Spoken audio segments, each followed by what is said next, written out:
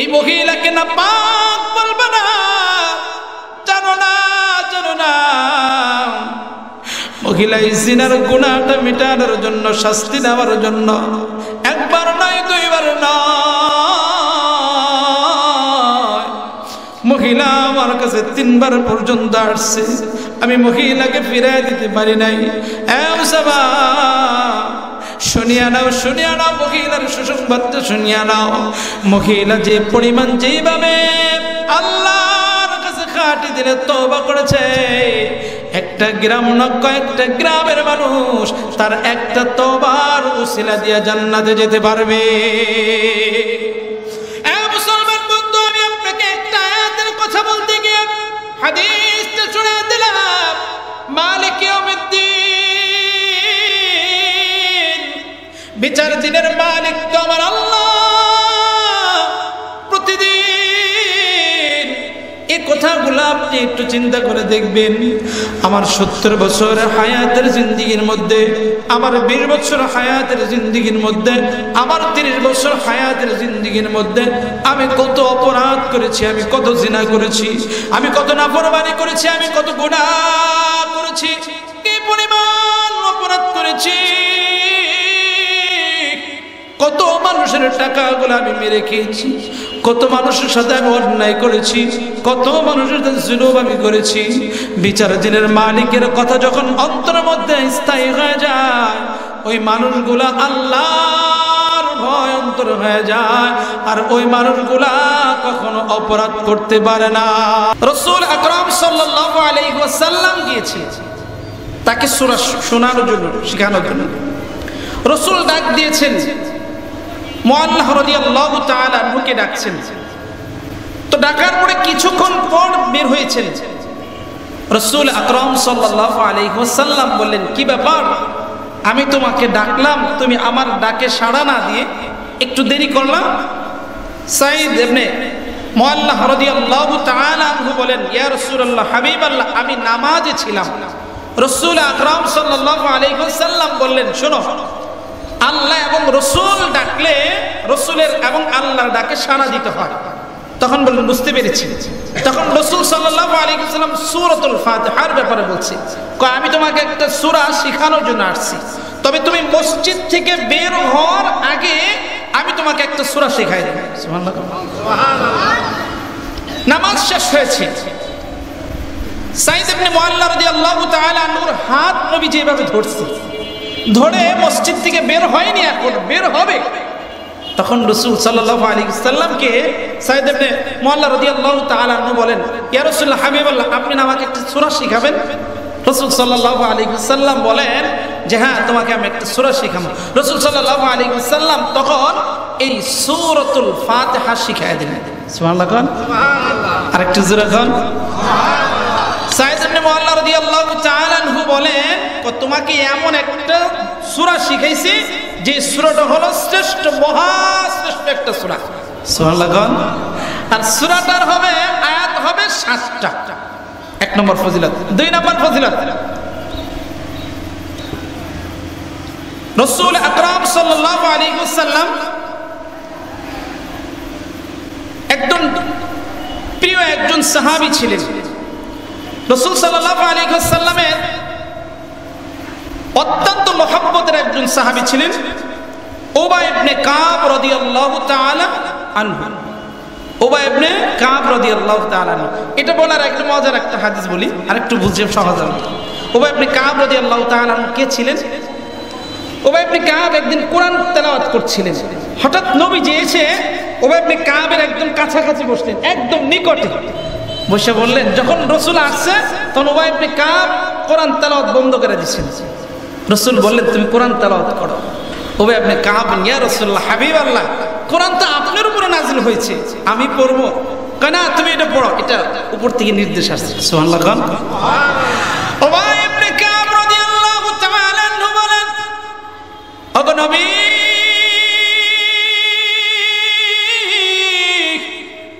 এই কোরআন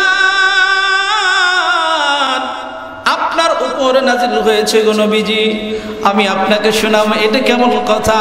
নবী ডাক দিয়ে বললেন, উবাই ইবনে কাব, তুমি আমার একটু কোরআনটা শোনাও। উবাই ইবনে কাব রাদিয়াল্লাহু তাআলা আনহু বললেন, ইয়া রাসূলুল্লাহ, হাবিবাল্লাহ, আমি আপনাকে কোরআন শোনাবো। রাসূল বললেন, এটা উপর থেকে নির্দেশ আসছে। উবাই ইবনে কাব রাদিয়াল্লাহু তাআলা একটু বুদ্ধিমতী মানুষ ছিলেন, বুদ্ধিমতী মানুষ ছিলেন। উবাই ইবনে কাব রাদিয়াল্লাহু তাআলা আনহু বললেন, রাসূল, আল্লাহ কি আমার নাম ধরে বলছে কিনা? সুবহানাল্লাহ কোন? উবাই ইবনে কাব রাদিয়াল্লাহু তাআলা আনহুর জবাব আল্লাহ বললেন, নবী বলেন, ওগো উবাই ইবনে কাব, আল্লাহ তোমার নাম ধরে বলছে এবং তোমার কোরআন শোনার জন্য আমি পয়গম্বরকে বলছে এবং স্বয়ং আল্লাহ তোমার কোরআন তেলাওয়াত শুনবে। রাসূল সাল্লাল্লাহু আলাইহি ওয়াসাল্লাম বলেন, উবাই ইবনে কাব রাদিয়াল্লাহু তাআলা আনহু, রাসূল ডাকতেছে, উবাই ইবনে কাব, সাহাবী কিছুক্ষণ পর আসছে। নবী ডাক দিয়ে বললেন, উবাই ইবনে কাব, আমি তোমাকে ডাকলাম, তুমি সাড়া দিলা না। উবাই ইবনে কাব রাদিয়াল্লাহু তাআলা আনহু বললেন, ইয়া রাসূলুল্লাহ, হাবিবাল্লাহ, আমি নামাজে ছিলাম। রাসূল সাল্লাল্লাহু আলাইহি ওয়াসাল্লাম বললেন, ঠিক আছে, বুঝতে পেরেছি। উবাই ইবনে কাব, আমি তোমাকে একটা সূরা শেখানোর জন্য আসছি। নবী ডাক দিয়ে বললেন, উবাই ইবনে কাব,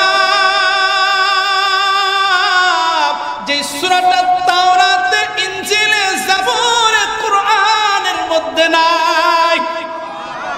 রাসূল সাল্লাল্লাহু আলাইহি ওয়াসাল্লাম জানাবা, উবাই ইবনে কাব, তোমাকে আমি একটা সূরা শিক্ষা দিব, শিখামো, শুনিয়া নাও, যেটা আল্লাহ রাব্বুল আলামিন তাওরাতের মধ্যে দেয় নাই, ইনজিলের মধ্যে দেয় নাই, জাবুর কিতাবের মধ্যে দেয় নাই, কুরআনের মধ্যে এই সূরাটাও আল্লাহ দেয় নাই।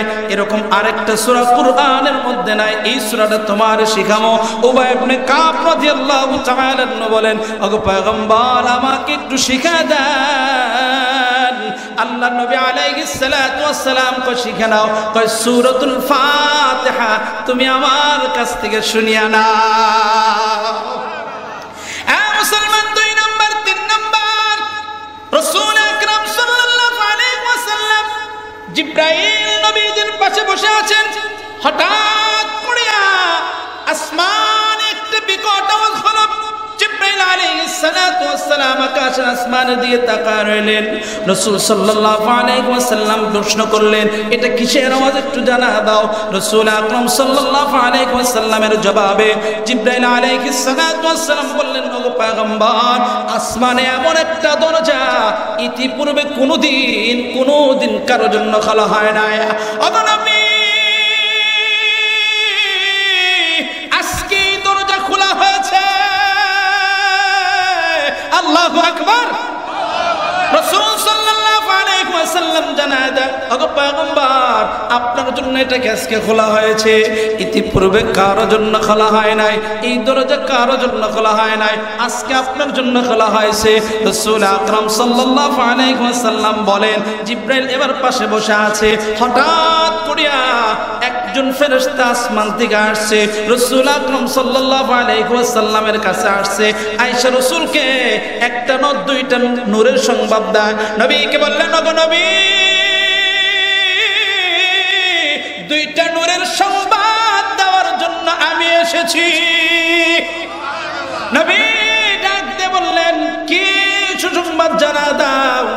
এবার ফেরেশতা ডাক দিয়ে বললেন, ওগো পয়গম্বর, আপনার জন্য যেটা বরাদ্দ হয়েছে, ইতিপূর্বে কোন নবীর জন্য বরাদ্দ হয় নাই, ইতিপূর্বে কারো জন্য এই দরজাটা খোলা হয় নাই, ইতিপূর্বে এই 2টা নূর কারো জন্য দেওয়া হয় নাই, যা আপনি পয়গম্বরের জন্য আল্লাহ বরাদ্দ করে দিয়েছে। নবী ডাক দিয়ে বললেন, কি দেওয়া হয়েছে? নবী বলেন, পয়গম্বরকে বলেন, ও পয়গম্বর, আল্লাহ আপনার জন্য 2টা দিয়েছে। 1 নম্বর সূরাতুল ফাতিহা। নবী ডাক দিয়ে বললেন, দ্বিতীয়টা কি একটু জানা দাও।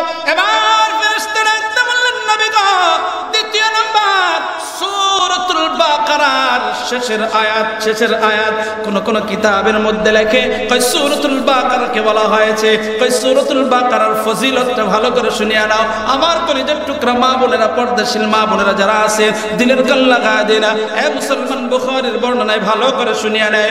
রাসূল আকরাম সাল্লাল্লাহু আলাইহি ওয়াসাল্লাম বলেন, যে ব্যক্তি চার নামাজের পর সূরাতুল বাকারার শেষ 3 আয়াত তেলাওয়াত করবে, রাসূল সাল্লাল্লাহু আলাইহি ওয়াসাল্লাম বলেন ওই আয়াত তেলাওয়াত করে ঘুমা যাবে, সারা রাত ঘুমাবে, আল্লাহ রাব্বুল আলামিন তার আমলনামায় সারা রাত ইবাদত করার সওয়াব আল্লাহ দিয়ে দিবে।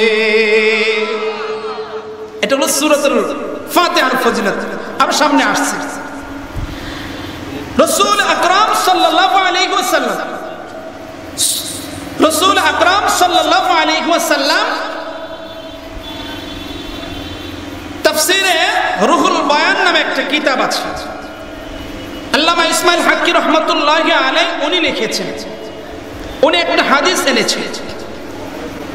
তো মুসা আলাইহিস সালাতু ওয়াস সালাম আল্লাহর কাছে দোয়া করলেন, আল্লাহ আমাকে কিতাব দেন। আল্লাহ বললেন, কিতাব পাবা, একটু সময় লাগবে। বললেন ঠিক আছে। তুর পাহাড়ে গেলেন, রোজা রাখলেন, নামাজ পড়লেন। 40 দিন হবার পরে আল্লাহ তাবারক তাআলা জিবরাইলের কাছে কিতাব দিয়ে পাঠাইলেন।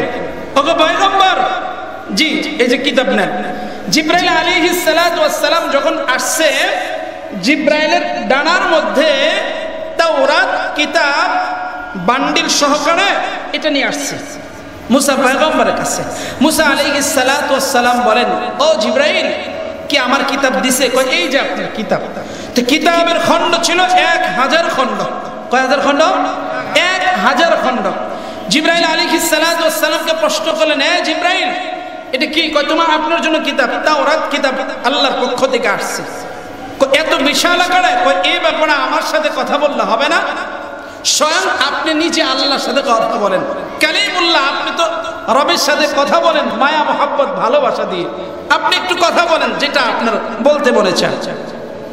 মুসা পয়গম্বর আল্লাহকে ডাকে, আল্লাহ আপনি আমার কিতাব দিছেন? কয় হ্যাঁ কিতাব দিছি।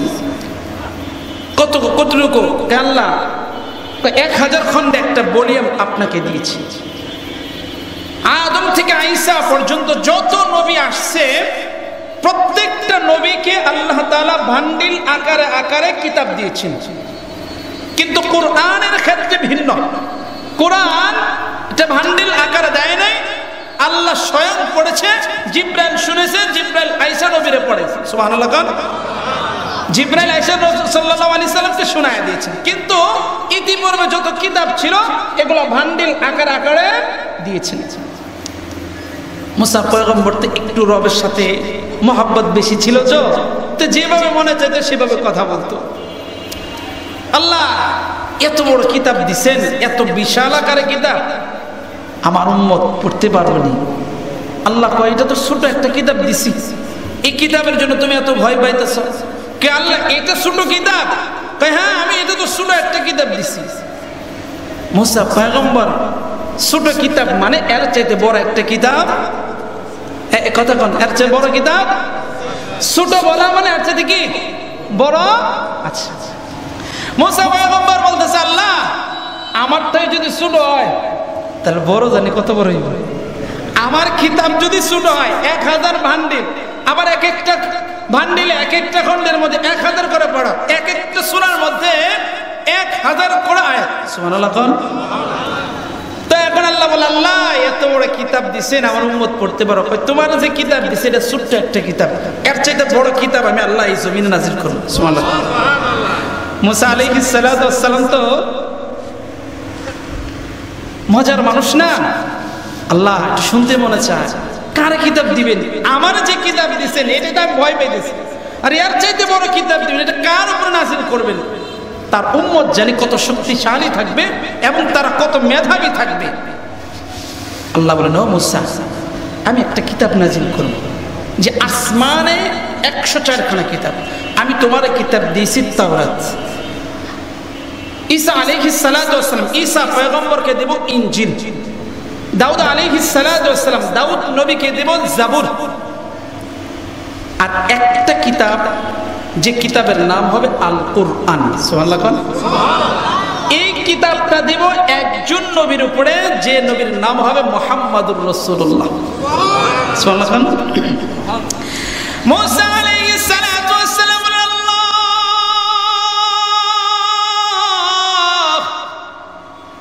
একটা কথা বুঝতে চাই,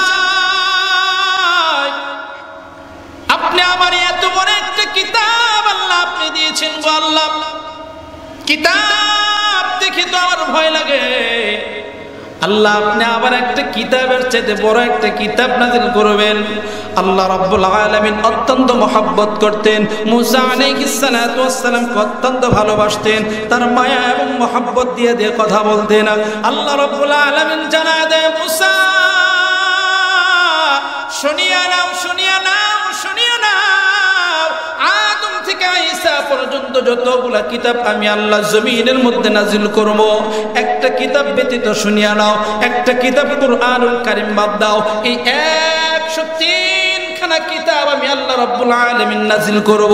এই 100 কিতাবের 103 খানা কিতাবের যত ইলম আমি আল্লাহ দিব, এই সমস্ত ইলমগুলা একটা কিতাব আমি আল্লাহ দিয়ে দিব।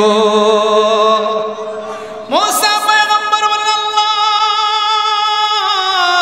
বুঝে আসে না,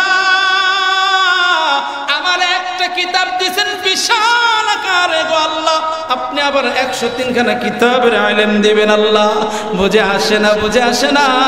আল্লাহ রাব্বুল আলামিন জানায় দেয়, ও মুসা শুনিয়া নাও, শুনিয়া নাও, 103 খানা কিতাবের ইলম আমি আল্লাহ কুরআনের মধ্যে দিয়ে দেব। এই ভালো শুনেন, মজার কথা, এবার আল্লাহ জানায় দেয়, মুসা 103 খানা কিতাবের ইলম থাকবে কুরআনুল কারীমে, কুরআনের মধ্যে সূরা হবে 114টা আর পারা হবে 30টা। মুসা তুমি শুনিয়া নাও, এই 103 খানার কিতাবের ইলম কুরআনুল কারীমে থাকবে, আবার কুরআনের 114টা সূরা হবে এবং কি পারা হবে 30টা।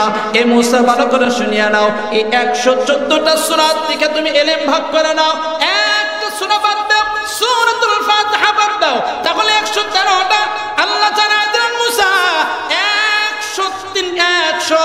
113 খানা কিতাবের মধ্যে, সূরার মধ্যে যে পরিমাণ ইলম থাকবে ওগো মুসা, আমি আল্লাহ একটা সূরার মধ্যে 103 খানা 104 খানা কিতাবের ইলম আমি আল্লাহ সূরাতুল ফাতিহায় দিয়ে দিব। আল্লাহ জানায় দিলেন, মুসা শুনিয়া নাও, সূরাতুল ফাতিহার আয়াত হবে 7টা। এ মুসা 104 খানা কিতাবের সমস্ত ইলমগুলো আমি আল্লাহ সূরাতুল ফাতিহার 7টা আয়াতের মধ্যে দিয়ে দিব। আল্লামা ইসমাইল হাক্কি রাহমাতুল্লাহি আলাইহি আরো স্পষ্ট করে লেখেন, এ মুসলমান দিলের কাল্লা গাদের, আমি শুধু সূরাতুল ফাতিহার আলোচনা করতেছি, যাতে করে এই সূরাতুল ফাতিহার আলোচনাটা শুনে আমাদের নামাজগুলো সুন্দর হয়ে যায়। এ মুসলমান, এবার মুসা পয়গম্বরকে আল্লাহ জানা দেয়, ওগো মুসা জানিয়ে নাও, শুনিয়ে নাও, 104 খানা কিতাবের ইলম, 113 খানা সমস্ত ইলমগুলা একটা সূরার মধ্যে থাকবে, সূরাতুল ফাতিহা, এবং সূরাতুল ফাতিহা থেকে সমস্ত ইলমগুলা বিসমিল্লাহর 7টা হরফে আমি আল্লাহ দিয়ে দিব। এবার আল্লাহ জানেন, আরো শুনিয়ে নাও, আরো সংক্ষেপে আকারে কই দেই।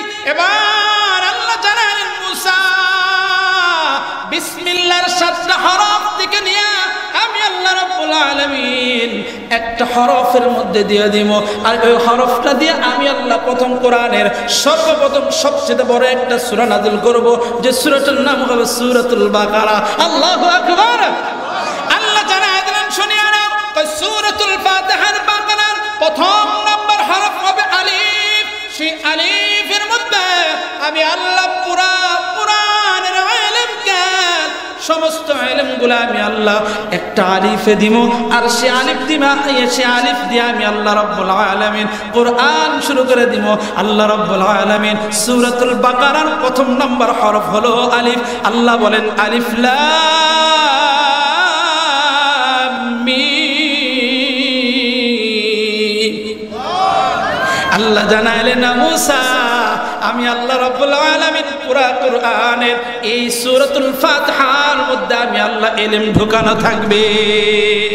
জমহুর উলামা ইকরামদের মতে এটাই প্রমাণ হয় কেউ যদি সূরাতুল ফাতিহা কুরআনুল কারীম খতম করে খতমে তারাবির মধ্যে পড়ে ওই আসমানি যত কিতাব পড়লে যে পরিমাণ সওয়াব এই কোরআন পড়লে ওই পরিমাণ সওয়াব পাওয়া যাবে। আল্লাহ আরো জানায় দেখো আরো শুনিয়ে নেন কি এই সূরাতুল ফাতিহা পড়লে পুরা কোরআনের পড়া সওয়াব পেয়ে যাবেন। সুবহানাল্লাহ। এটা হলো 4 নম্বর ফজিলত। এবার আসি এই সূরার ফজিলত। এবার এই সূরার গুরুত্বপূর্ণ এই সূরাটা হলো সূরাতুশ শিফা। রোগের জন্য এটা কি শিফা। সুবহানাল্লাহ খান সুবহানাল্লাহ একটু জোরে খান সুবহানাল্লাহ। আজকে এই আমলটা শুনে নি শিখবো বলেন শিখবো ইনশাআল্লাহ। হ্যাঁ বলেন সবাই বলেন ইনশাআল্লাহ। এর মাঝে আমি একটু তথ্য দিয়ে দিই ভালো করে। বর্তমান সময়ে যেটা আমাদের দাবি, বর্তমান সময়ে আমাদের স্পষ্ট দাবি ইসকনের ব্যাপারে আমরা কম আর বেশি সকলেই মুসলমান অবগত আছে। কথা বলেন। ইসকনের সবচেয়ে বড় হাতিয়ার, সবচেয়ে বড় হাতিয়ার বর্তমান ব্ল্যাকমেল করা, কালো জাদু করা। স্পষ্ট যেটা কালো জাদু করে মানুষকে বশ করে, এটার মধ্যে মানুষ ইসকনের যে সমস্ত লোকগুলো আছে এরা মুসলমানদেরকে এই কালো জাদু করে হাত করে। তো এজন্য আমাদের মুসলমান প্রত্যেকটা মা এবং বোন এবং সন্তানদেরকে এই সমস্ত কালো জাদু থেকে আমাদের হিফাজত করতে হবে। কোরআনের কিছু বরকতময় সূরাগুলো আছে, এই সূরাগুলো নিজে পড়ে নিজে শরীরে ফু দিব এবং সন্তানদেরকে আমরা, ছোট মানুষ বুঝে না, তাদেরকে আমরা এই সূরাগুলো পড়ে তাদের উপরে দম দিব এবং কি ফু দিব, যাতে করে শরীরের মধ্যে কোনো জাদু বিদ্যা না করতে পারে, কালো জাদু না করতে পারে। আমাদের উলামা ইকরামদের মধ্যে অনেক উলামা ইকরাম আছে যাদেরকে হকের কথা বলে, বাতিলের বিরুদ্ধে লড়ে, বাতিলের বিরুদ্ধে কথা বলে, তাদেরকে একের পর এক এই কালো জাদু করে তাদেরকে আহত এবং মৃত্যুর শয্যা পর্যন্ত নিয়ে যায়। এই জন্য ভাই আজকের থেকে আমরা আমার মা বোন কলিজার টুকরা যারা আছি প্রতিদিন ঘুমের সময় যাওয়ার আগে 4 কুল পড়ে এই মাথার তালু থেকে নিয়ে পা তালু পর্যন্ত সন্তানের শরীরে আমরা ফু দিব, সূরাতুল ফাতিহা পড়ে ফু দিব এবং নিজের শরীরে দেব। ঘুম থেকে ওঠার পরে এই 4 কুল পড়ে এই মাথার থেকে নিয়ে এই পা পর্যন্ত আমরা শরীর বোলায় দেব, যাতে করে কোনো কালো জাদু বা কেউ যদি শরীরে আক্রমণ না করতে পারে। আবু সাঈদ খুদরি রাদিয়াল্লাহু তাআলা আনহু, বুখারী এবং মুসলিমের বর্ণনা। আবু সাঈদ খুদরি রাদিয়াল্লাহু তাআলা আনহু বলেন যে আমাদেরকে একটা দল রাসূল সাল্লাল্লাহু আলাইহি ওয়াসাল্লাম যুদ্ধে পাঠাইলেন। আমরা যুদ্ধের জন্য যাচ্ছিলাম, ঘটনাক্রমে একটা গ্রামে যায় পৌঁছলাম। গ্রামে রাত হয়ে গেছে। তো ওই গ্রামে যে মাতবর ওনাকে আমরা বিনয়ের সাথে বললাম যে ভাই আমরা মুসিবতে পড়ে গেছি, রাত হয়ে গেছে, আপনি আমাদেরকে একটু থাকার ব্যবস্থা করে দেন। তো এই কথা বললেন। তো ওই মাতবর ছিল একটু জালেম টাইপের। আমাদের অনেক জায়গায় এরকম আছে না, সহযোগিতা চাইলে কি করে তারায় দেয়। হ্যাঁ, তো এরকম করে ওই সাহাবা আজমাইন রাদিয়াল্লাহু তাআলা সবাইকে তাড়ায় দিলেন যে না না সম্ভব না, থাকা যাবে না। তো আশ্চর্য হয়ে গেলেন যেটা কেমন কথা। তো ওনারা আর কিছু বলে নাই। তো সেখান থেকে চলে আসছেন, চলে এসে বাড়ি তারা মরুভূমিতে গিয়ে একটা তাঁবু টানিয়ে ঘুমাচ্ছিলেন। ঘটনাক্রমে আল্লাহর ফায়সালা ওই মাতবরকে সাপে দংশন করেছে। তো রাতারাতি এখন তাকে বাঁচাবে কিভাবে? সম্ভব নয়। কিভাবে তাকে বাঁচাইতে হবে এটাও তো সম্ভব নয়। ঘটনাক্রমে তারা কবিরাজ খুঁজতেছিলেন যে কে সাপের বিষ নামাতে পারে। তো যখন সাপের কামড় দেখে সবাই অনেকেই আতঙ্ক হয়, না না এটা বিষ নামানো সম্ভব নয়। তখন তারা এক লোক বললেন যে ওই যে কিছু লোক আসছে। কই কোথায়? কই যে সফরে আসছে, দেখি তাদের মধ্যে কেউ আছে কিনা। তো এই চিন্তা চেতনা করে একজন যা বললেন আপনাদের মাঝে কেউ কি সাপে কাটলে তার বিষ নামাবে এমন কেউ আছেন? যার ফুক দেন। উনি যে ওইখানে যে আমির ছিলেন উনি হাত তুলছেন, কয় আমি তো পারি। কয় আপনি পারেন তাহলে একটু চলেন, আমাদের বিপদগামী হয়েছে, তারে আমরা একটু আপনি জার ফুট দিয়ে সাপের বিষ পানি করে দেন। কয় না যাও, একটা শর্ত আছে। কয় বেনিফিট দেওয়া লাগবে। কয় আবার কি দিতে হবে? কয় 30টা ছাগল দিতে হবে, তাহলে সেনা যাবো। এখন কয় হায় হায়, তো মহা বিপদে ফেলাই দিলেন। কয় কিচ্ছু করার নাই, যদি চলে তাহলে নেন, আর না হেবা। এখন তাদের চিন্তা হলো 30টা ছাগল যাক, কিন্তু আমার রোগীতে কি করতে হবে? বাচ্চা। ঠিক আছে যান, আপনি 30টা দেবো, চলেন আপনি। সাহাবা আজমাইন রাদিয়াল্লাহু তাআলা সবাই তো আশ্চর্য হয়ে গেলেন, কি ব্যাপার, সে আবার কবে কবিরাজ হয়েছে? বুখারী মুসলিমের বর্ণনা লেখেন যে উনি হাঁটি হাঁটি পা পা করে ওই অসুস্থ ব্যক্তির কাছে গেছেন, গিয়ে দোয়া পড়ে জার ফুক দিয়েছেন, সাপের বিষ সঙ্গে সঙ্গে পানি হয়ে গেছে। সুবহানাল্লাহ। এবার 30টা ছাগল দিয়ে দিয়েছে। সাহাবা আজমাইন সবাই তো আত্মহারায়, আপনি কবে কবিরাজ হলেন আর কি দোয়া পড়লেন যে পড়ার সাথে সাথেই সাপের বিষ পানি হয়ে গেল? তখন উনি বলেন যে আমি সূরাতুল ফাতিহা 7 বার পড়ে দম করেছি, ফু দিয়েছি, সঙ্গে সঙ্গে সাপের বিষ পানি হয়ে গেছে। তাহলে আমরা একটা দোয়া শিখলাম যে এই দোয়া পড়ে কেউ যদি আগে 3 বার দরুদ শরীফ, পরে 3 বার দরুদ শরীফ, মাঝখানে এই 7 বার সূরাতুল ফাতিহা পানির মধ্যে ফু দিয়ে কেউ যদি খায়, আল্লাহ তাআলা অসুস্থ থেকে শিফা দান করে দেন। এজন্য সন্তান অসুস্থ হয়ে গেলে আপনি নিজে আগে পানি ফু দিবেন। কলিজার টুকরা মা বোন যারা আছেন, সন্তান অসুস্থ, জ্বর, যে কোনো অসুস্থ, এই সূরাতুল ফাতিহা পড়ে আপনি ফু দিয়ে খাওয়াই দিবেন। আশা করি ইনশাআল্লাহ এই সূরাতুল ফাতিহার উপরে যদি আপনার ভালোবাসা মহব্বত থাকে, এর ওসিলা আল্লাহ শিফা দান করে দেবেন। সুবহানাল্লাহ। তৃতীয় অপশনে আমরা চলে যাই। এবার সূরাতুল ফাতিহার 7টা আয়াতের কিছু মুখতাসার আলোচনা। 1 নম্বর আলোচনা, আলহামদুলিল্লাহি রাব্বিল আলামিন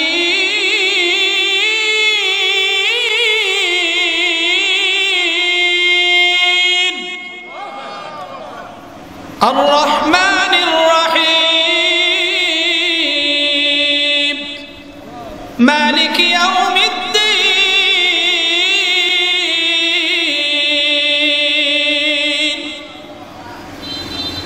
প্রথম নম্বর শব্দ হলো আলহামদুলিল্লাহি রাব্বিল আলামিন। আমরা প্রত্যেক নামাজে পড়ি কিনা ভাই? জোরে পড়ি কিনা? এটা কিন্তু আমরা কখনো শিখি নাই, ছোটবেলা শুনতে শুনতে অটোমেটিক মুখস্থ হয়ে গেছে। কথা বলেন না, এটার মহব্বত আমরা জানি না, এটার মজা আমরা জানি না, এটা ভালোবাসা আমরা জানি না। মুসলিমের বর্ণনায় সূরাতুল ফাতিহার আয়াত হলো 7টা। কয়টা? 7টার এক একটা আয়াত আমি পড়ি, আপনি পড়েন, এর জবাবে স্বয়ং রব এর জবাব দিয়ে দেয়। হয় নাই? সুবহানাল্লাহ। হয় নাই? সুবহানাল্লাহ। আপনি সূরাতুল ফাতিহা তেলাওয়াত করেন, আলহামদুলিল্লাহি রাব্বিল আলামিন, আপনি বলা শেষ, রব হামিদানি আবদি। সুবহানাল্লাহ। আমার আল্লাহ বলেন আমার বান্দা, আমার গোলাম প্রশংসা করছে। এটা সঙ্গে আল্লাহ বলেন। একটা মজার ঘটনা মনে কইতাম না? কষ্ট হইতেছে নি? হ্যাঁ ভাই, কষ্ট হইতেছে। খাজা মুঈনুদ্দিন চিশতি রাহমাতুল্লাহি আলাইহি, ওনার উস্তাদ খাজা উসমান হারুনি রাহমাতুল্লাহি আলাইহি অনেক বড় আল্লাহ ওর ওলি ছিলেন। তো উনি একদিন সফরে যাচ্ছেন, আসরের নামাজের ওয়াক্ত হয়েছে কোন এক মসজিদে। তো দেখবেন গ্রামগঞ্জের মধ্যে সর্বোচ্চ 3 জন 5 জন 4 জন এমন আছে, 2 জন মুসল্লিও হয়। উসমান হারুনি রহমতুল্লাহি আলাইহি আজান হয়ে গেছে, মসজিদে ঢুকছে, দেখেন সর্বোচ্চ 2 জন মুসল্লি। কয়জন মুসল্লি? 2 জন মুসল্লি। খাজা উসমান হারুনি রহমতুল্লাহি আলাইহি মসজিদের এক কোণার মধ্যে বসে আছে। ঘটনাক্রমে যখন ইমাম না থাকে, ওই মসজিদগুলা ইমাম না থাকে, সাধারণত শুধু ইমাম দিয়ে আজান ইমামতি করা হয়, মুয়াজ্জিনের প্রয়োজন হয় না। তো ঘটনাক্রমে সেই দিন ইমাম সাহেব বাড়িতে গেছে। এখন তো মুসল্লি দেখবেন ইমাম সাহেব না থাকলে তখন পিছনে এদিক সেদিক তাকা, যে দেখি কোনো হুজুর আসছে কিনা, বা দাড়িওয়ালা বা টুপিওয়ালা পাঞ্জাবিওয়ালা আসছে কিনা। তো 2 জন মুরব্বী বসে আছে, পিছনে তাকায় দেখে যে একজন বসে আছেন। মুরব্বী 2 জন চিনে না উনি কে। তো বলেন, হুজুর আপনাকে হুজুর মতো দেখা যায়। পাঞ্জাবিও পড়ছেন, দাঁড়িয়েও দেখা যায়। আমাদের ইমাম সাহেব একটু বাড়িতে গেছি, একটু যদি নামাজটা পড়ায় দিতেন। উনি বললেন, না বাবা, আমি একজন মাজুর মানুষ, আপনারা পড়েন, আমি পিছন দিকে একটা দেয় করি। না না না না, আপনি হুজুর মানুষ, দেখা যাচ্ছে যেহেতু, আপনি একটু মেহরবানি করে একটু নামাজটা পড়েন। খুব জোরাজোরি করে নামাজ দিছি ভাই। আসরের নামাজ সর্বোচ্চ 8, 10, 12 মিনিট সময় লাগে, এর উপর তার লাগে না। কিন্তু বেচারা যখন নামাজে দাঁড়াইছে প্রথম রাকাত, এক রাকাত এখনো রুকু দেয় নাই, হাত বেঁধে দাঁড়িয়ে আছেন, এখনো সময় এক রাকাত হয় নাই, 20 মিনিট চলে গেছে। সুবহানাল্লাহ। কয় মিনিট? 20 মিনিট চলে গেছে। প্রথম রাকাতেই 20 মিনিট চলে গেছে। হাই হাই, এটা কেমন? মুরব্বীরা তো একটু কাশি টাশি দেয়, কি ব্যাপার, আমরা 5 মিনিট 7 মিনিটে 4 রাকাত শেষ, আর আপনি এক রাকাতে 20 মিনিট, এখনো রাকাত দেন না, 20 মিনিট হয়ে গেছে, লক্ষণ ভালো না মনে হইতেছে। তো পিছনের মুরব্বীরা একটু কাশি দিতেছে, তো বারবার কাশি দেয়। উনি তো আর সে কাশি শুনে না, তো উনি তো খুব টেনশনে পড়ে গেছে। পিছনে মুসল্লি দুজনে টেনশনে পড়ে গেছে যে এখন সময়ে, আসরের সময় কম থাকে, 1 ঘন্টা অথবা 1 ঘন্টা সময়, এর উপরে থাকে না। মুসল্লিরা খুব তাড়াহুড়া, দুইজন মুরব্বী মানুষ খুব তাড়াহুড়া করতেছে যে কি ব্যাপার, নামাজ শেষ হয় না কেন, অক্ত মনে হয় শেষ হয়ে গেছে। খুব তাড়াহুড়া করে যেমনি হোক কষ্ট করে নামাজ আদায় করছে। নামাজ শেষ হয় নাই, মুরব্বীরা এমনিই তো খুব রাগ যে হায় হায় সর্বনাশ, যে অবস্থা আকাশের, হয়তো আজকে নামাজ আর হয় নাই, কারণ যে লোক দিয়ে নামাজ পড়াইছে নামাজ মনে হয় নাই, এমনি রাগ। শুধু যখন 4 রাকাত শেষ, একদিকে সালাম ফিরাইছে, দ্বিতীয় সালাম ফিরানোর সাথে সাথে ইমামের উপরে খুব রাগ। হ্যাঁ মিয়া, আপনারা নামাজ দিয়েই নামাজটা নষ্ট কিনলিগা, যে আপনি এত লম্বা করে নামাজ পড়ে, নামাজের ওয়াক্তই তো মনে হয় নাই। তো দুইজন মুরব্বী মানুষ, সে তো আর চিনে না, ঝগড়া ফাসাদ করা শুরু করে দিছে মসজিদে। সাধারণত মসজিদের মধ্যে ঝগড়া হলে আমরা একজন না দুইজন একটু দাঁড়াই যে কি সমস্যা হচ্ছে। তো এক আল্লাহর বান্দা মসজিদের সামনে দিয়ে যাচ্ছে, ঘটনাক্রমে যখন এই অবস্থা দেখেছে, তো উনি সঙ্গে সঙ্গে মসজিদে ঢুকছে। যখন খাজা ওসমান হারুনি রহমতুল্লাহি আলাইহি, উনি আবার চিনে দেখে আশ্চর্য হয়ে গেছে, হায় হায়, আপনি হযরত, আপনি এখানে আসছেন, কি হয়েছে? হুজুর আপনি বসেন, আমি এদের সাথে কথা বলছি। উনি চিনছেন। তখন দুইজন মুরব্বী বলতেছে, বাবা উনি কে? উনার তো আমরা চিনি না, উনি নামাজ পড়াইছে, এত দীর্ঘক্ষণ নামাজ পড়াইছে, যা মনে হচ্ছে আজকে আমাদের নামাজ হয় নাই, মনে হয় সময় চলে গেছে। তখন বললেন, আপনি একটু বসেন, আমি হুজুরের কাছে শুনতেছি। তখন হুজুরের সাথে বিনয়ের সাথে বললেন, হুজুর আমরা আপনার সাথে ক্ষমা প্রার্থী, আপনি এত বড় মহান ব্যক্তি, আমি জানি না, ওই মুরব্বী দুইজনও আপনারে চিনে না, এত বড় মানুষ, আপনার সাথে এভাবে কথা বলাও ঠিক হয় নাই। হুজুর একটা প্রশ্ন ছিল, আসলে নামাজ তো এত দীর্ঘ হয় না, এত লম্বা করে কেউ পড়েও না, ওনার তো মুরব্বী মানুষ, আপনি তো দীর্ঘক্ষণ নামাজ পড়েছেন, এবং কি মনে হচ্ছে যে সূর্য উদিত, সূর্য অস্ত চলে গেছে, নামাজের অক্তও মনে শেষ হয়ে গেছে। হুজুর একটু যদি বলতেন নামাজ এত লম্বা কেন হয়েছে, এটা যদি আমাদের একটু বলতেন, বিনয়ের সাথে আপনার কাছে একটা আর্জি পেশ করছে। হুজুর তখন চমৎকার করে কটা কথা বললেন যে, বাবা শোনো, আমি যখন ভালো করে, এটা হাদিসে সহিহ মুসলিমের বর্ণনা, সহিহ মুসলিমের হাদিস বলছি। উনি বলে যে আমি নামাজে দাঁড়ায় গেছি, খাজা ওসমান হারুনি রাহমাতুল্লাহ আলাইহি উনি বলেন আমি নামাজে দাঁড়ায় গেছি, নামাজের মধ্যে আমি সূরাতুল ফাতিহা পড়ছি, আলহামদুলিল্লাহি রাব্বিল আলামিন,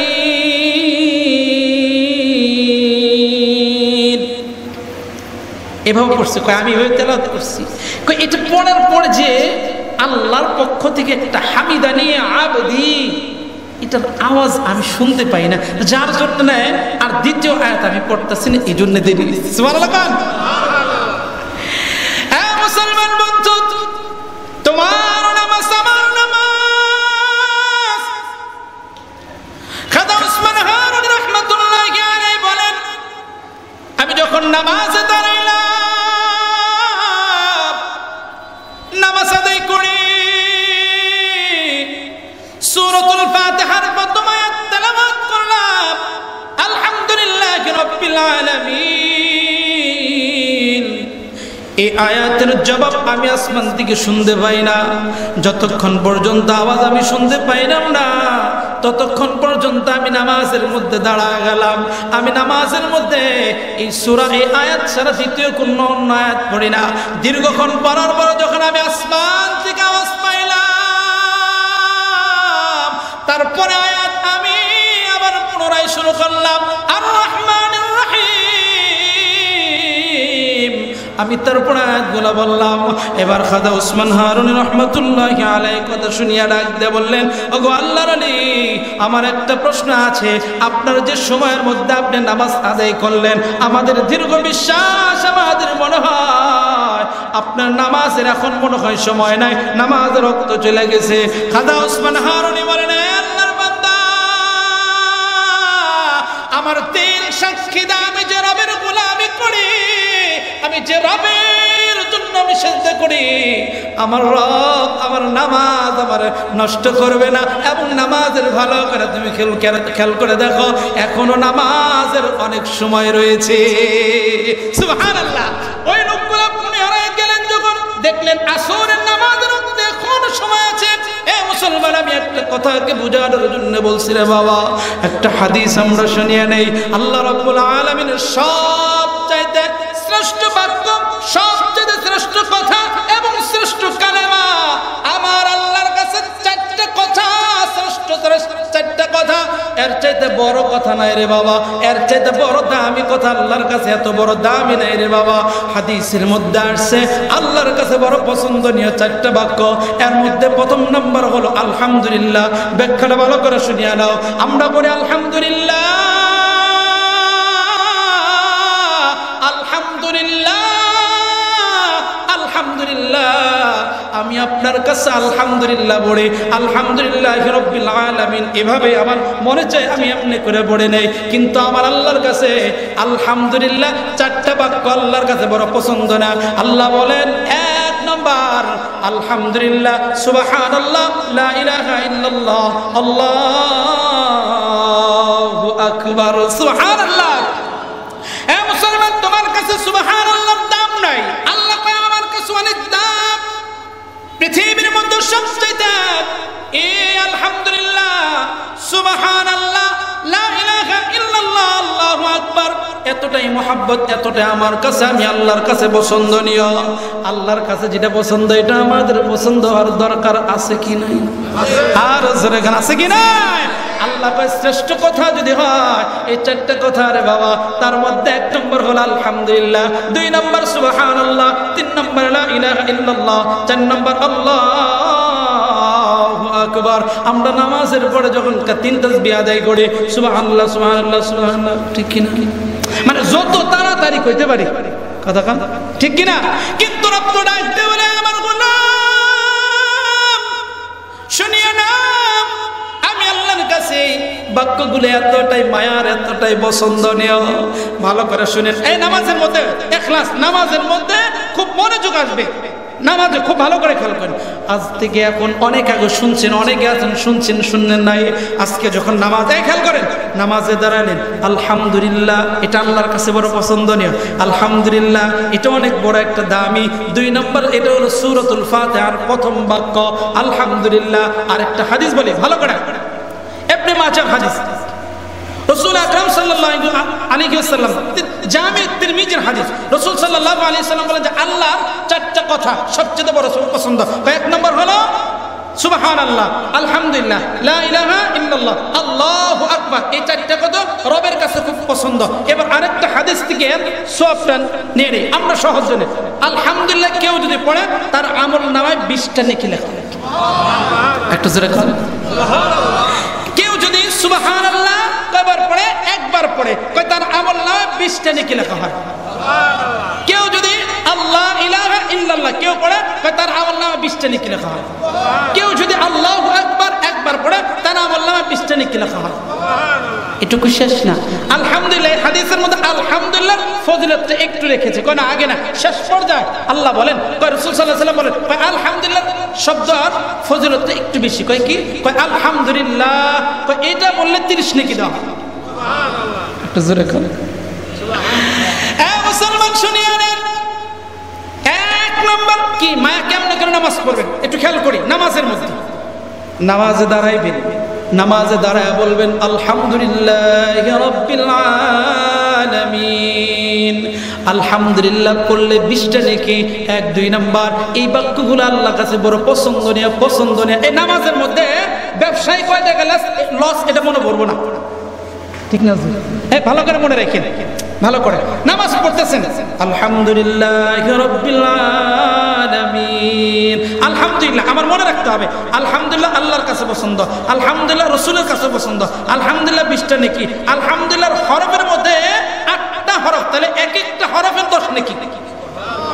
একটা যেরকম যখন আপনি এভাবে পড়বেন আলহামদুলিল্লাহ, 1 নম্বর হলো আল্লাহর কাছে বড় পছন্দ নেই, এটা বাক্য কি এই কথাটা আলহামদুলিল্লাহ আল্লাহ বড় পছন্দ করেন। 2 নম্বর এই আয়াতটাই বাক্যটা পড়লে আল্লাহ 10টা নেকি দান করবে এবং 20টা নেকি দান করবে, এবং 2 নম্বর এক একটা হরফে আল্লাহ 10টা করে নেকি দান করবে। আলহামদুলিল্লাহ পড়লে আল্লাহ 30টা নেকি দান করবে। 3 নম্বর সূরাতুল ফাতিহা শ্রেষ্ঠ একটা সূরা, মহান একটা সূরা। এই সূরার প্রথম নাম্বার শব্দটা হলো, প্রথম নাম্বার বাক্য হলো আলহামদুলিল্লাহ, প্রথম নাম্বার বাক্য হলো আলহামদুলিল্লাহ। এই মায়া নিয়া কেউ যখন নামাজে দাঁড়া যায় আমার আল্লাহ তার নামাজগুলা কবুল করিয়া না। এ মুসলমান, যখন তুমি নামাজ শুরু করবা, নামাজের পরে আলহামদুলিল্লাহ মায়া নিয়ে, মোহাব্বত নিয়ে বলেন তো, মায়া নিয়ে আল্লাহু আকবার, মায়া নিয়ে ভালোবাসা, সুবহানাল্লাহ আলহামদুলিল্লাহ লা ইলাহা ইল্লাল্লাহ আল্লাহু আকবার।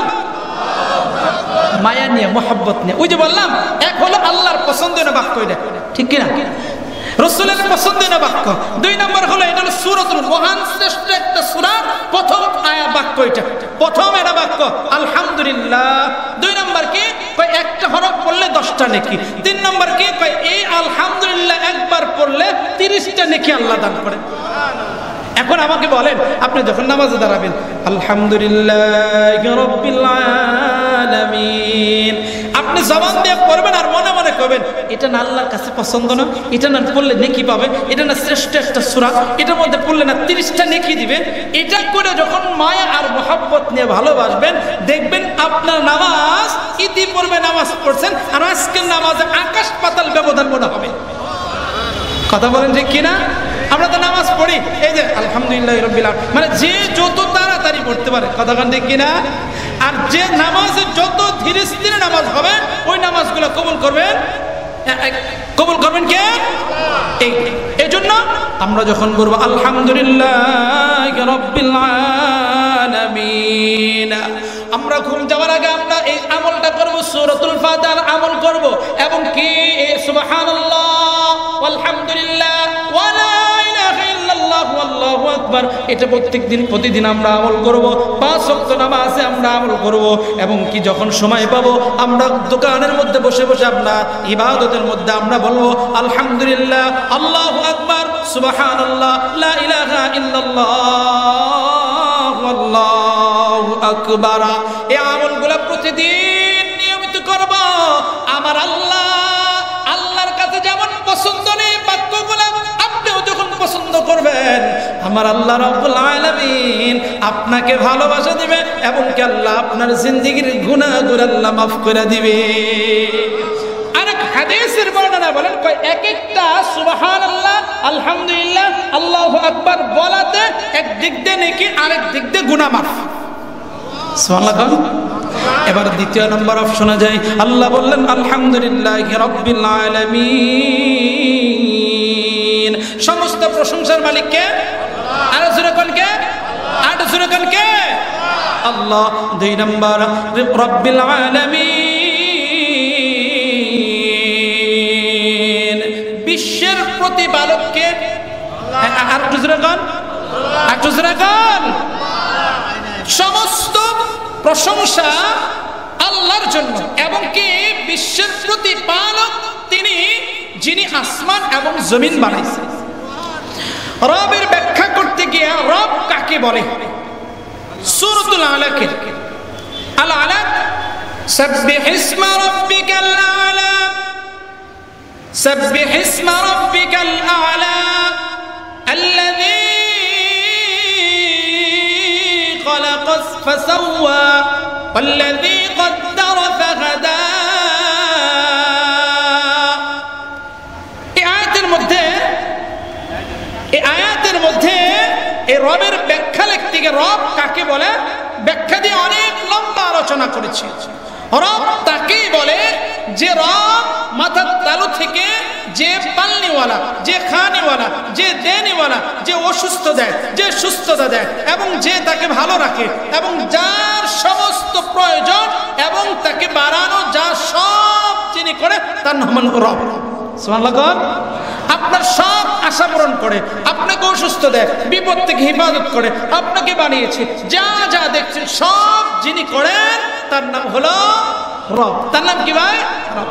তাহলে নামাজের মধ্যে আমরা যখন পড়ব আলহামদুলিল্লাহি রাব্বিল আলামিন, আমরা নামাজের মধ্যে এই ধরনের চিন্তাগুলো আমরা করব, জবানে পড়ব। আমরা এই অন্তরের মধ্যেই চিন্তা করব আমি সবচেয়ে শ্রেষ্ঠ একটা সূরা পড়তেছি এবং প্রত্যেকটা হরফে 10টা করে নেকি পাচ্ছি এবং একটা বাক্য পড়লে 20টা নেকি পাচ্ছি, একটা বাক্য পড়লে 30টা নেকি আল্লাহ আমাকে দিচ্ছেন। দ্বিতীয় নাম্বার রব্বিল আলামিন, বিশ্বের প্রতিপালক যিনি হলেন আল্লাহ। নামাজের মধ্যে সূরা পড়ব জবান দিয়া, অন্তরের মধ্যে চিন্তা করব এটা। এবার দ্বিতীয় নাম্বার আয়াত যখন আমি পড়ব আর রহমানির রহিম, রহমান যিনি অত্যন্ত দয়ালু মেহেরবান, যিনি অত্যন্ত দয়ালু মেহেরবান।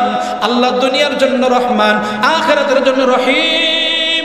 রহমান হলো ব্যাপক, দুনিয়ার জন্য ব্যাপক, আখিরাতের জন্য হলো ব্যাপক নয়। রহিম আখিরাতের জন্য ব্যাপক হয়ে যাবে। মুসলমান দিলেন কেল্লা দিন রহমান কাকে বলা হয়? কই রহমানের ব্যাখ্যা হলো রহমান দুনিয়ার মধ্যে আল্লাহ সবাই রহমত দান করে। রহমান দুনিয়াতে আল্লাহ রহমান, আখিরাতে হয়ে যাবেন রহিম। দুনিয়াতে মুসলমানরাও খাবার খায়, বেঈমানরাও খানা খায়, দুনিয়ার মধ্যে সকলেই খাবার পায়, খাবার পায়। দুনিয়ার সকলে রহমতের উপরে থাকে, আল্লাহ রহমত ব্যতীত পৃথিবীতে কেউ নাই, কেউ নাই। কিন্তু দুনিয়ার জন্য আল্লাহ রহমান আর আখিরাতে স্বয়ং আল্লাহ হয়ে যাবে রহিম। দুনিয়াতে মধ্যে আল্লাহ সবার জন্য রহমান, কিন্তু আখিরাতের জন্য মুমিন, মুত্তাকি, পরহেজগার আল্লাহ তাদের জন্য হয়ে যাবে রহিম। শুধু রহিম মুমিনদের জন্য থাকবে, কিয়ামতের দিন কাফির মুশরিক বেঈমানদের জন্য থাকবে না। হ্যাঁ মুসলমান, আপনি যখন নামাজে দাঁড়াবেন আর রহমানির রহিম মনের মধ্যে জবানে পড়বেন আর রহমানির রহিম, আর অন্তরে রাখবেন এই কথা যে আমি যে রহমান, আমি যে রবের কথাগুলো বলছি, রবের নাম ধরছি, আমার রব তো দয়ালু, অত্যন্ত দয়ালু মেহেরবান। আমার রব্বুল আলামিন দয়ালু মেহেরবান। জবানে পড়বেন আরবি আর অন্তরে রাখবেন রবের এই মায়া আর মহব্বত আর ভালোবাসা। যখন আপনি অন্তর দিয়ে মায়া দিয়ে পড়বেন দেখবেন নামাজের মধ্যে মনোযোগ, খুশু আর খুজু অটোমেটিক চলে আসবে। দ্বিতীয় নাম্বার মালিক ইয়াউমিদ্দিন, বিচার দিনের মালিক। নামাজের মধ্যে যখন দাঁড়ায় যাবেন, নামাজের মধ্যে দাঁড়ায় বলবেন মালিক ইয়াউমিদ্দিন, বিচার দিনের মালিক হলো আল্লাহ। চিল্লায়া বলেন বিচার দিনের মালিক কে? আর একটু জোরে কান। বিচার দিনের মালিকের ব্যাপারে যদি আপনার অন্তরের মধ্যে একটু ভয় থাকে, ওই ব্যক্তি গুনাহগুলো করতে তার জন্য বড় কষ্ট হয়ে যাবে। আল্লামা তাকি উসমানী সাহেব বারাকাল্লাহু ফি হায়াতি তার তাফসীরে কিতাবের মধ্যে একটা আমি হাদিস পেয়েছি রে বাবা, একটা হাদিস এনেছেন রে বাবা। আল্লামা তাকি উসমানী সাহেব বারাকাল্লাহু ফি হায়াতি মালিক ইয়াউমিদ্দিনের ব্যাখ্যা লিখতে গিয়ে একটা হাদিস এনেছে রে বাবা। মুসলমান যে সমস্ত মানুষদের মধ্যে মালিক ইয়াউমিদ্দিন, বিচার দিনের মালিকের ভয় যখন অন্তরে হয়, ওই মুসলমানগুলা, ওই মানুষগুলা গুনাহ করতে পারে না, গুনাহ থেকে অটোমেটিক বেঁচে যায়।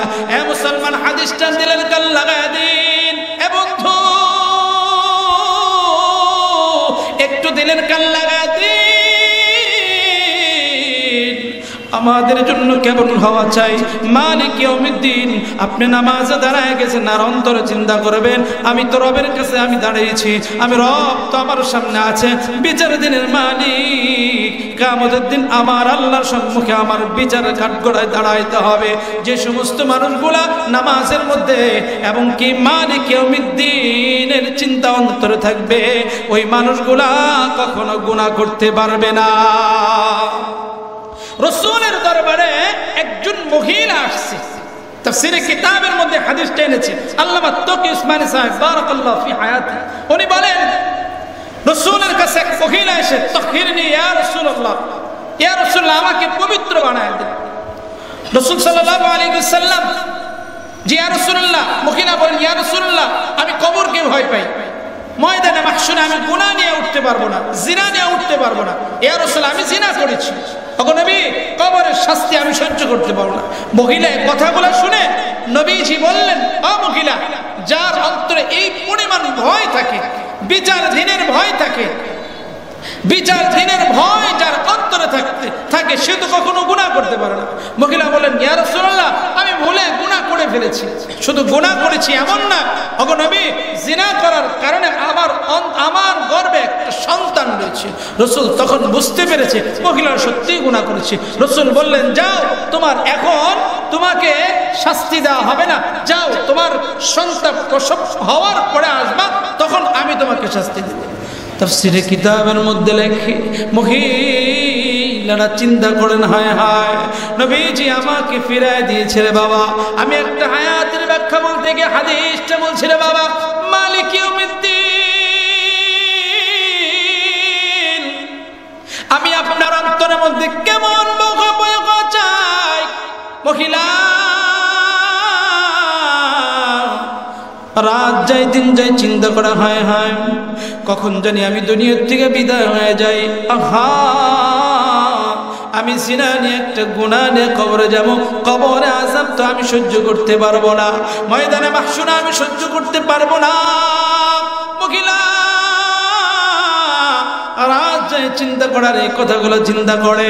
কিছুদিন যাওয়ার পর মহিলার সন্তান যখন প্রসব হয়ে গেছে, মহিলা ইতিমের নাই সন্তানটাকে দুই হাতের মধ্যে উঠায় নিয়েছে।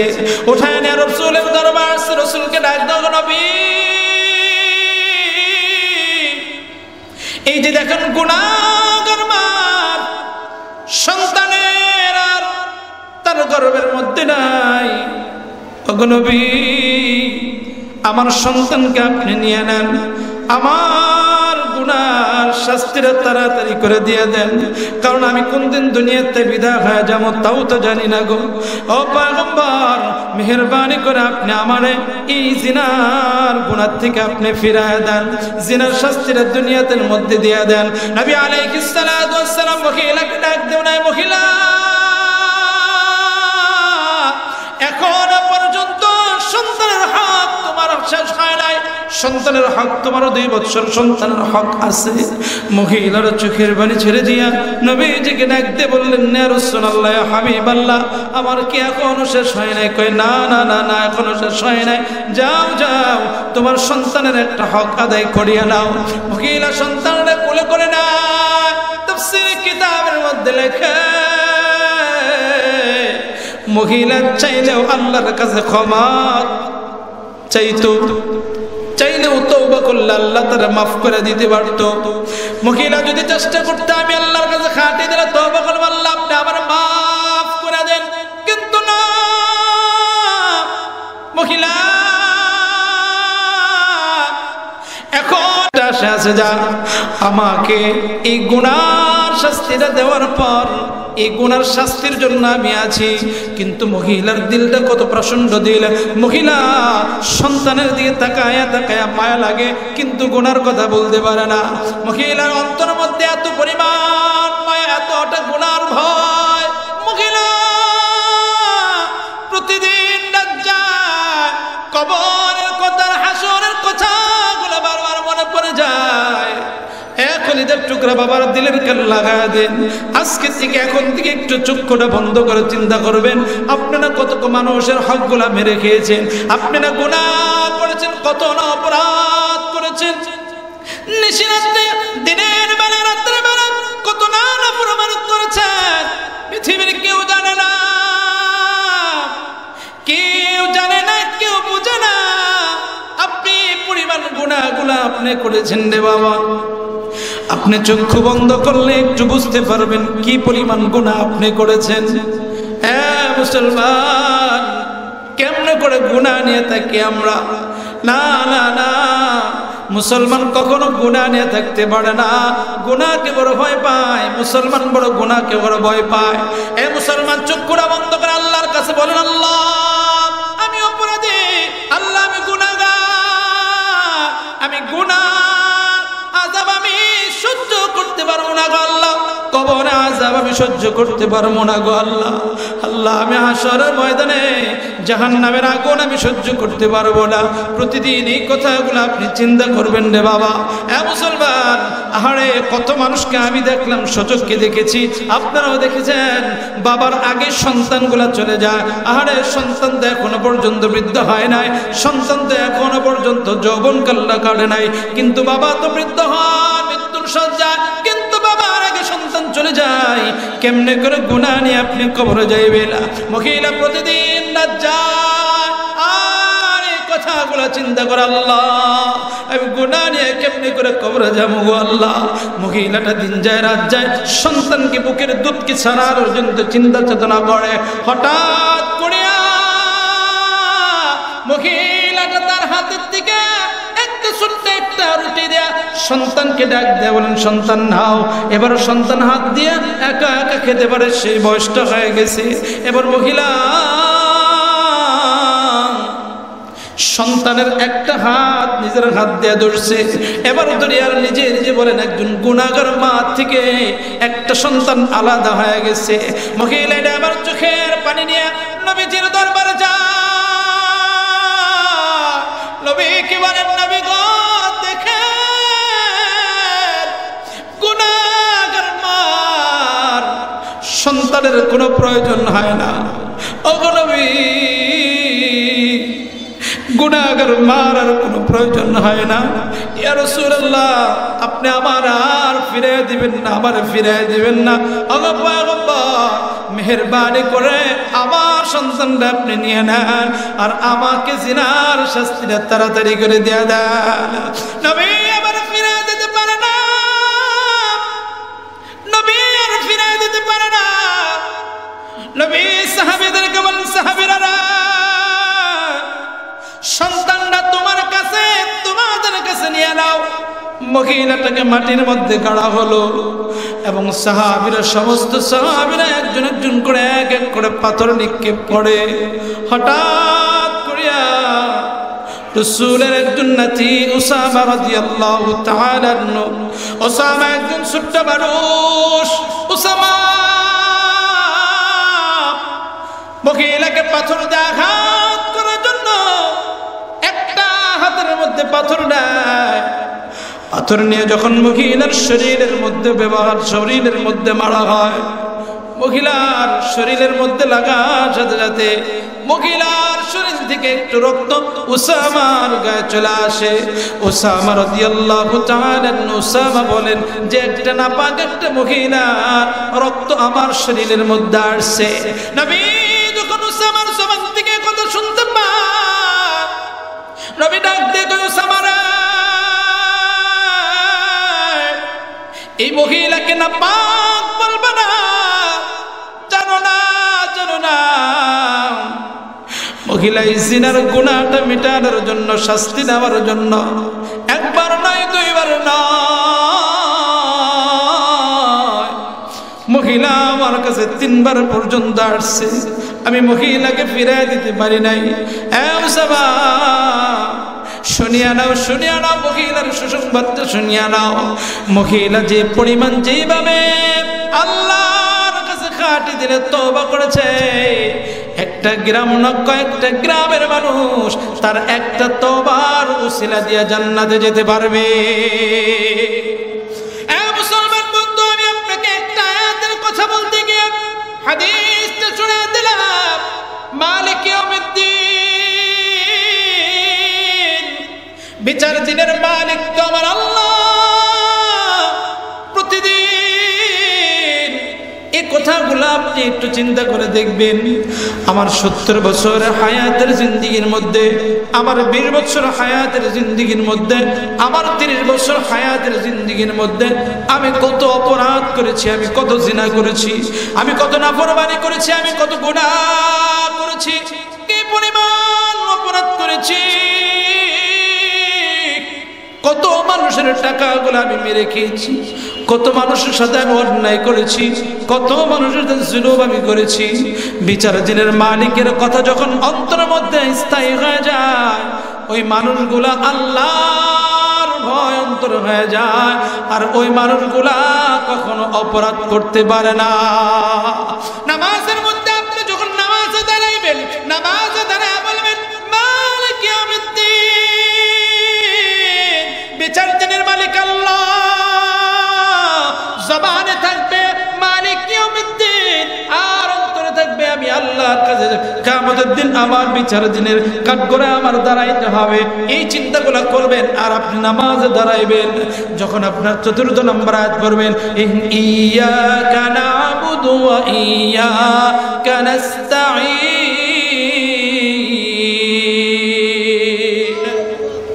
ইয়্যাকা না'বুদু ওয়া ইয়্যাকা নাস্তাঈন। এই আয়াত যখন আপনি পড়বেন, এই আয়াতের মধ্যে আল্লাহ এবং বান্দার সংযুক্ত। একটা হাদিস বলার একটু স্পষ্ট হয়ে যাবে।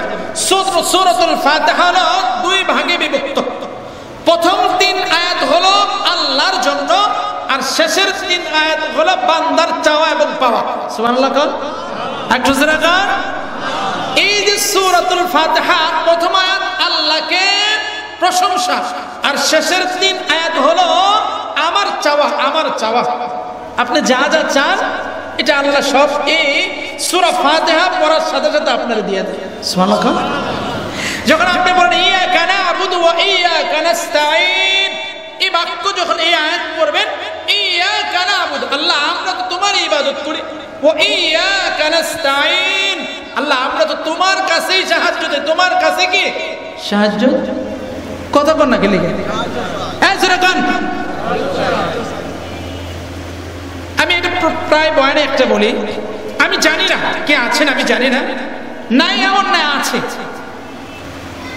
আমরা যদি কারো কাছে টাকা ধার করতে যাই, আমাদের একটা বিনয় আছে, আছে কিনা? কথা বুঝেন নাই? মনে করেন আপনার 5,000 টাকা প্রয়োজন, হাতে নাই, একজন পরিচিত কাছে গেলেন, তাকে কি বলে 5,000 টাকা দিক, এটা কইবেন? হ্যাঁ কথা কেন, এটা কইবেন? কি কইবেন? ভাই একটু 5,000 টাকা খুব প্রয়োজন, একটু দেন, আমি আগামী মাসে বেতন পাই আপনারা দিয়ে দিন। সে তখন যদি না দেন, তার মানে আপনার বলার ভঙ্গিটা ভালো হয়নি।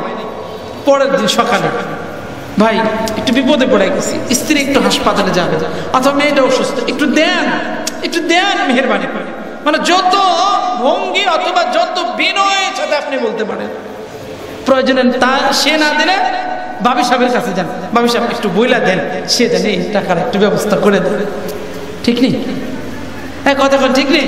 এটা একটা বিনয়, যে যত বিনয় আছে, যে আমি বিপদে পড়ে গেছি, এই যে আপনার যে বিনয়, এমন তো মায়া এবং বিনয় দিয়ে, আমি জানি না কে আছেন, জানি না কে পর্দা আলে মা বোন আছেন, আমার রবের কাছে আপনি এমনি করে চাইছেন কিনা, আমার মনে হয় চাইছেন কিনা আমি জানি না। আমার রবের কাছে এমনি করে চাইলে রব কোনোদিন ফিরায় দিবে না। রবের কাছে চাইতে দিলে রব দিতে দেরি করবে না।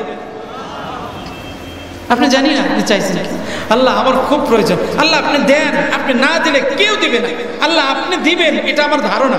আপনি বিশ্বাস থাকতে হবে যে আল্লাহ আপনি আমার দিবেন, আমি জানি দিবেন আপনি, আপনার ধারণা অনুযায়ী রব আপনার ফয়সালা আছে। সুবহানাল্লাহ। আপনার ধারণা যদি এমন থাকে, রবের কাছে চাইলে দিতেও পারে, নাও দিতে পারে, তাহলে আপনার চাওয়াটা যেমন হবে আল্লাহ দিবেন ঠিক এমন। আর আপনার চাওয়াটা যত ভালো হবে, আপনার চাওয়াটা যেমন হবে, রব আপনার জন্য ফয়সালাও তেমন করবে। সুবহানাল্লাহ। আপনি জানি না আপনি মোনাজাতে এমন করে কোনোদিন বলছেন কিনা, আল্লাহ আমার খুব প্রয়োজন, আল্লাহ আপনি যদি না দেন দিবে কি?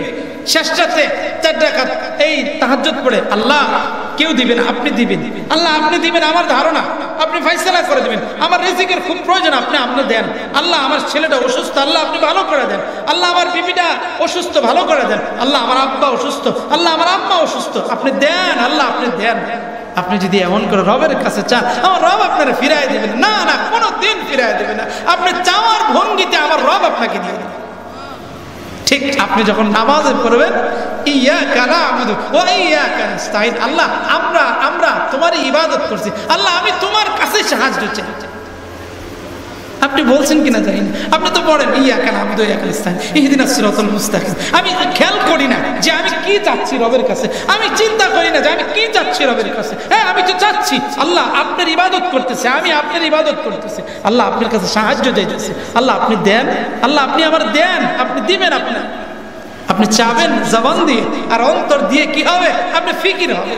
আপনি যখন চিন্তা করবেন আমি আল্লাহর কাছে এখন চাইতেছি, আমি আল্লাহর ইবাদত করতেছি, আপনার অন্তরটা জেহেন থাকবে ওই চাওয়া, আর আপনার জবান থাকবে এই বাক্যগুলা বলা। তখন আপনি নামাজে এই 20 বছর নামাজ পড়ছেন, আর আজকের নামাজে ব্যবধান পাবেন আকাশ পাতাল ব্যবধান।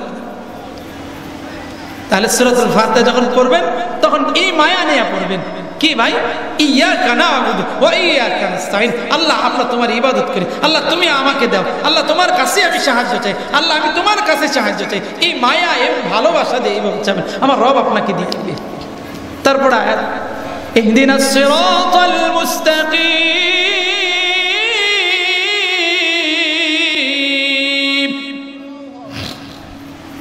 আমরা রবের কাছে কি চাই, আল্লাহ সিরাতাল মুস্তাকিম পথ আমাদেরকে দেখান, আল্লাহ সহজ সরল পথ আমাদেরকে দেখান। সহজ সরল পথ কোনটা, খুব ভালো করে খেয়াল করুন। এই আয়াতের বুঝতে গেলে আমাদের জন্য আরেকটু সহজ হবে। সিরাতাল মুস্তাকিম সহজ রাস্তা, আল্লাহ মুস্তাকিম রাস্তা আমাদেরকে পরিচালনা করেন।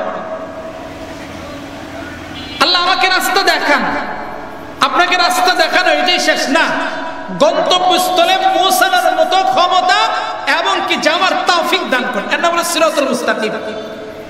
আপনাকে একজন বললে ভাই আপনি কই যাবেন, আমি একটু ওই গারো বাজার যাবো, ধরেন গারো বাজার, ভাই এই রাস্তা দিয়ে যাবে, আপনি কিন্তু গন্তব্যস্থলে পৌঁছেন, কি ভাই এখনো যান না, আপনি যাচ্ছেন, ভাই আমি তো চিনি না, আপনি একটু বলে দেন কোন জায়গায় থামতে হবে, কোথায় যাবো। যখন আপনি এখানে পৌঁছবেন তখন বলবেন যে না এখন আসছি। কথা বলেন ঠিক কিনা?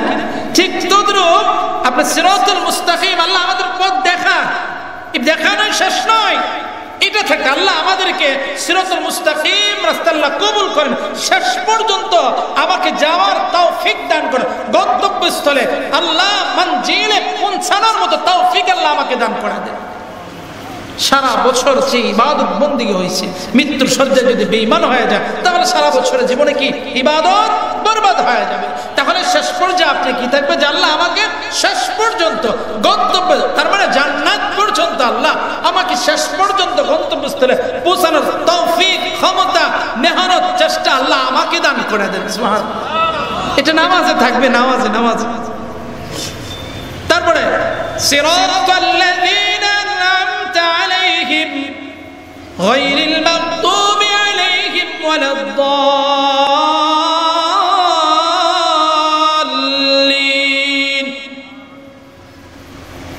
এই আয়াতে সিরাতাল্লাযীনা আন'আমতা আলাইহিম, আল্লাহ তাদের পথ, কাদের, নবীগণ, শহীদ, সিদ্দিকিন, সালেহিন, তাদের পথে আল্লাহ আমাদেরকে কামিয়াবি দান করেন। সুবহানাল্লাহ। ভাই এটা আমরা কই কইতেছি ভাই, ভুলে গেছেন? এটা কই কইতেছি ভাই, বলেন কই কইতেছি ভাই, ভুলে গেছেন? আহা, এটা নামাজে আমরা কইতেছি, আল্লাহর কাছে যাইতেছি। আল্লাহ আমরা দোয়া করি না, আল্লাহ আমাদেরকে সিরাতাল মুস্তাকিম দেন, আল্লাহ আমাদেরকে রিজিক দেন, আল্লাহ আমাদেরকে ভালো একটা সুন্দরী বউ দেন, ঠিক কি? আল্লাহ আমাদের টাকা দেন, আল্লাহ আমাদের ঘর বাড়ি দেন, আল্লাহ যা আপনার সব প্রয়োজন, এটা আমরা চাই না? আপনি যখন নামাজে এগুলো চাবেন, আপনি মাথার তালু থেকে নিয়ে পা তার যা প্রয়োজন সব আল্লাহ দিয়ে দিবেন। সিরাতাল মুস্তাকিম সিরাতাল্লাযীনা আন'আমতা আলাইহিম, আমরা রবের কাছে আল্লাহ তাদের পথ কাদের? নবীগণ, শহীদ, সিদ্দিকিন, সালিহিন। আল্লাহ তাদের পথে আল্লাহ আমাদেরকে পরিচালনা করো, আল্লাহ তাদের পথে আমাদেরকে কামিয়াব করো, তাদের পথে আমাদের আল্লাহ কবুল করো। গায়রিল মাগদুবি আলাইহিম ওয়ালাদ-দাল্লিন, তাদের পথ নয় যাদের উপর গজব নাযিল হয়েছে, আল্লাহ তাদের পথ না। এটা আমরা আল্লাহর কাছে কইতেছি। এবার গায়রিল মাগদুবি আলাইহিম ওয়ালাদ-দাল্লিন এটা পড়ি, পড়ার পরে আমরা কি বলি? আমিন বলি। রাসূল আকরাম সাল্লাল্লাহু আলাইহি ওয়াসাল্লাম বলেন, যখন আমরা সূরাতুল ফাতিহার শেষে আমিন বলি, আমার আমিন আর ফেরেশতাদের আমিন যখন একত্রিত হয়ে যায়, এই সূরাতুল ফাতিহা যা যা আপনি চাইছেন সব আল্লাহ আপনারে দিয়ে দেয়।